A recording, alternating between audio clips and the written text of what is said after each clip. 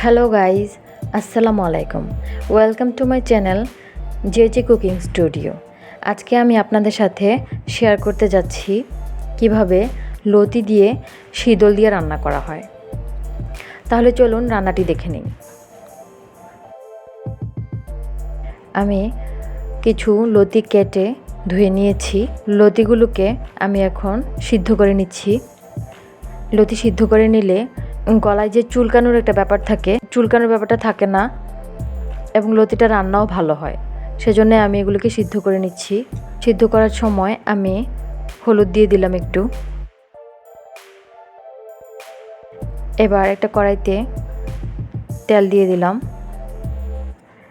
তেলের মধ্যে আমি শীতলটা ছেড়ে দিলাম।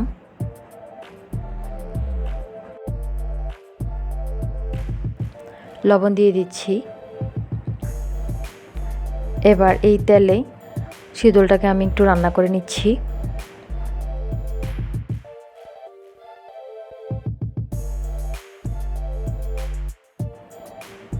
একটু পানি দিয়ে এবার নেড়ে চেড়ে দিব। হলুদের গুঁড়ো দিলাম, মরিচের গুঁড়ো দিলাম। খুব অল্প পরিমাণে আমি মশলা দিচ্ছি এখানে।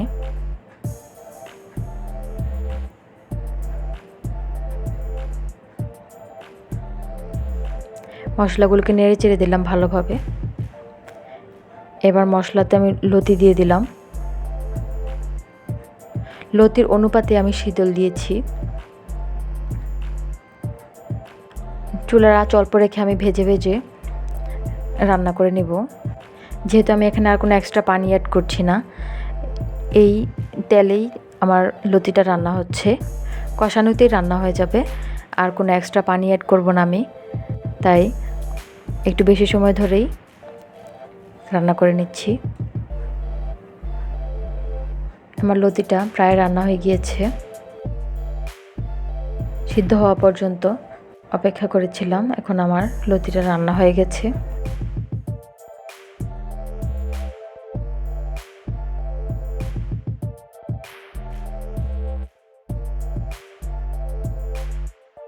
এবার আমি লতিতে কিছু কাঁচা পেঁয়াজ দিয়ে দিচ্ছি এবং আরও কিছুক্ষণ ভেজে নেব, তাতে করে পেঁয়াজের একটা সুন্দর ঘ্রাণ চলে আসবে। শীতল দিয়ে এভাবে লতি ভাতের সাথে খেতে খুবই অসাধারণ হয়। আপনারা ট্রাই করে দেখতে পারেন। Thanks for watching.